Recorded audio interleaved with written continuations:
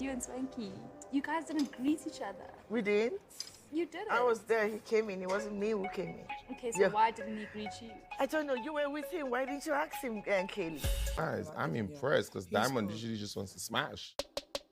I normally complain that I don't like toxic drama, but I am living for Young, Famous, and African. Oh my god, I love it. I love it. I love the chaos. I love the fact that Diamond is going to sleep his way through the seasons. Every new girl that comes in his lane, he's going to take her down. And Fantana is no different. I like the fact that there is this Kanye.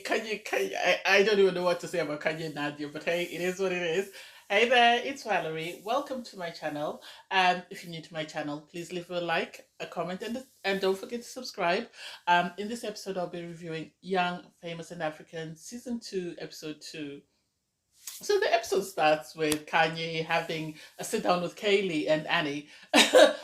Personally, I don't understand why Kaylee is making more for feature this season. Last season, she was barely there. She was fighting with Naked. So I don't know why suddenly they've decided to make her part of the main crew. And also you have Swanky meeting up with Nadia. And I think it was just messy. There was no reason for those conversations. Kanye is busy telling Kaylee and Annie that she's unhappy with the way things panned out at the party, in the sense that everybody is wearing a mask and she feels like everybody's just after the next person. And I think this season they've decided to bring the heat. I think they've started to build on last season, and how they're doing that is they're going to be a lot of drama, and they're going to be just enough toxic situations just to lure the fans in. That's what I'm getting. The fact that Kaylee wanted to bait Annie into a conversation and is asking Annie, oh, why are you and Swanky not talking? And Annie's like, you were sitting next to him. Why didn't you ask him if you're that keen to find out what's going on between the two of us? Don't at me just to try and create more drama and to try and get, something to run back to Swanky with. That's the impression that I got, and I was here for that. I was cheering for that. Swanky calls Nadia to his place to sort of complain that, oh, why did you leave the room when I brought in Bongi? And it's like, you created that situation. You knew that Nadia and this lady don't get along, but you decided to bring her in without telling Nadia because you wanted a reaction from Nadia. When you got the reaction, now you're all in your feelings that, oh, why did you do that? Don't play innocent victim. You knew what you were doing, you got what you were asking for, and keep it moving. And then I like the fact that Nadia was like, so what's going on between you and Annie? I said this in my previous review. Annie and Swanky, their drama, I think is just for a storyline. One of them is using it for a storyline. My money is on Swanky's using it for a storyline, because outside of the drama with Annie, I don't think he has anything else apart from the fashion that he brings to the show. And I think the two of them have decided to have this be his storyline and to sort of divert attention from whatever is going on in Annie's marriage. That's the impression that I'm getting. The conversation between Fantana and Diamond should have come with a warning, that explicit conversation. Oh my god, I don't know how that came into play given the fact that they were in a studio and they're supposed to be talking about music. I don't get it. I really don't get it. Diamond is making his intentions known, and it seems Fontana is eating it all up, and I don't get why she is, because she should be more focused on her career. Has she not seen what happened in season 1 with Nadia? Oh my god, I don't understand. I really don't understand. Or maybe she's just after the attention of being Diamond's latest, shiny object. Oh my god. We need to move on from these Sorensa is having drama with because Kanye meets up with Nadia and has a conversation about, oh, what happened at the party? You left as soon as Bongan arrived. Why did you leave? Why did you? And it's like, we've heard it. You've all got beef. Tell us what the beef is. Instead of you continuing to say, no, I don't want to talk about it. If you don't want to talk about it, don't bring it up. Don't bring it up. Leave us alone. Move on. Give us more. And then Kanye decides to introduce Louis and say, he's a Namibian artist or whatever. I'm bringing him into the group. I think everyone has been asked to bring someone this season, or they've decided to bring in 3 more people just to sort of increase the storyline and sort of not just have it focus amongst themselves, because they can only do so much before the fans are turned off. And Louis is thirsty. He is thirsty. he goes on, oh, I know you, Nadia. We were in a music video. They asked if I wanted to be in. I said no. They said they want a celebrity to appear. And I came, blah, blah, blah. And I was like, oh, you were an extra. And it's like, I'm nobody's extra. And it's like, you were. Why is it you keep saying you know these ladies and all of them keep saying they don't remember you? Why? Why? Anyway, I digress. So then we have Diamond meet up with Andile.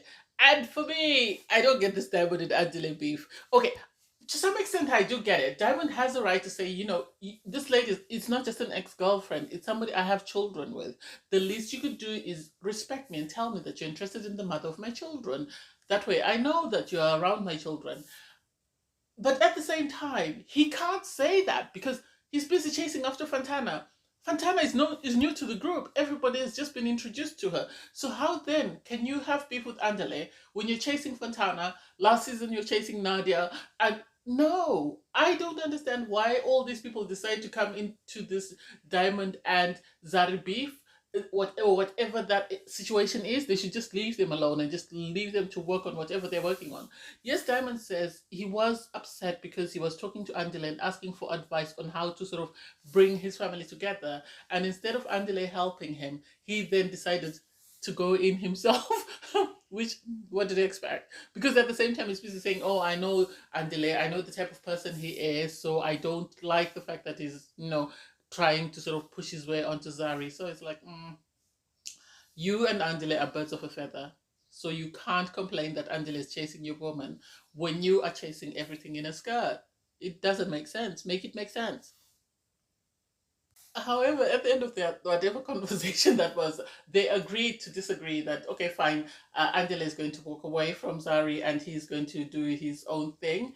You know, Diamond seems happy with that. He seems content. They even meet up later, and they also have a workout session with Naked because they've mended bridges, so they are happy with the situation and they have decided to move on, which I think is great. But Diamond really doesn't have a leg to stand on, apart from the fact that Zari is the mother of his children. That's just my opinion. On the other side of town, you have Fantana meeting with Swanky, and it's like, oh, why? Why does Swanky feel the need to sort of warn her about Diamond? Everybody who's watched the show knows about Diamond. If you decide to put yourself in that mess, well, that's up to you, but you should know about Diamond and Zari and that they're always going to be a team. They're going to be united. I don't know. We'll see. Annie returns from Nigeria. Obviously, apparently, there was this rumor that Tubaba had impregnated a woman. And she indicates that this woman, apparently this has been an ongoing rumor that resurfaces every couple of years. And for me, it's not the fact that there is a rumor, it's the fact that this man needs to respect, if he cannot respect his wife, Tubaba, he needs to respect his children, because his children are old enough to know. The fact that they're constantly hearing that your dad is sleeping around or is impregnating someone is not a good thing. I think he needs to do a lot of work on himself. I think he needs to find a way to bring his family together and stop this mess of constantly being accused of sleeping with everything walking. But anyway, I digress. Kanye's party, you know, everybody turns up and Louis has been told that he's going to be the surprise and he's going to be brought down to sort of give the toast. And it's like, okay. Everybody's given a mask when they arrive because obviously she says everyone is wearing a mask, so she wants them to take off their masks and be honest in whatever beef they have with the next person, which seemed amazing at the start, and everybody seemed to just go along with it when they were given the masks and were just, you know, happy to be there and were just going to support Kanye in whatever she was trying to do.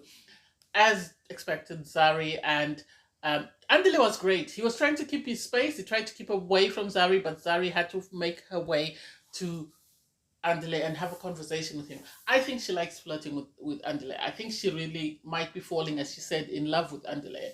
And so the idea that Diamond is standing in her way doesn't make sense because she cannot be upset with Diamond for feeling some type of way when she is with other guys, when she does exactly the same thing. So as soon as Diamond arrives, Naked runs to sort of pull Andile away and say, no, Diamond is here, you need to move away. And Diamond goes in his feelings that why is Andile speaking to Zari? And it's like, it's not Andile's fault. It's Zari's fault. She's the one who's pushing up on him. She's the one who keeps you know, going in her feelings because he called her ma'am. He's like, why is he calling me ma'am? And it's like he's being respectful to the agreement that he had with Diamond, and so try and respect Diamond and try and keep to your personal space. And do I think Kanye's wrong for how she addressed the situation? Yes, I do. Yes, I do. Yes, I do.